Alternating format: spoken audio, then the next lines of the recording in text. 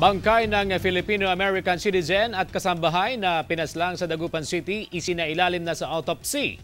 Mga kaanak ng biktimang tubong Mangaldan, Pangasinan sumisigaw ng hustisya. Tutukan sa live report ni King Guevara. King! CJ, katarungan at hustisya ang nais ng mga kaanak ng mga napaslang sa Dagupan City. Dapat kayo maparusahan dahil mali ang ginawa nyo.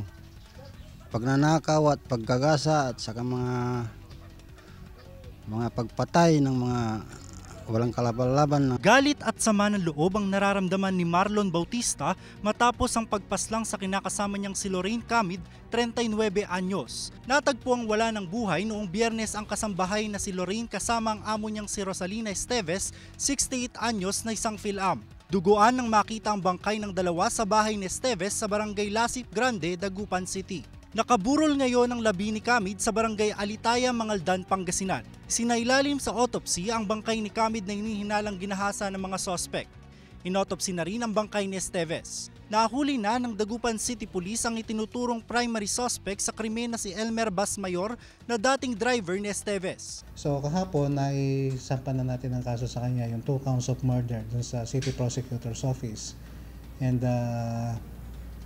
naayos na lahat yung mga papeles. Nasa kustodiya na ng pulisyang suspect nang tumanggi ng magbigay ng pahayag. Patuloy ang investigasyon para matukoy ang motibo at iba pang kasamahan ni Basmayor na nanloob sa bahay at pumatay sa biktima. Kasama si Jing Dakanay, ako si King Guevara, naghahatid ng Balitang Amyanan.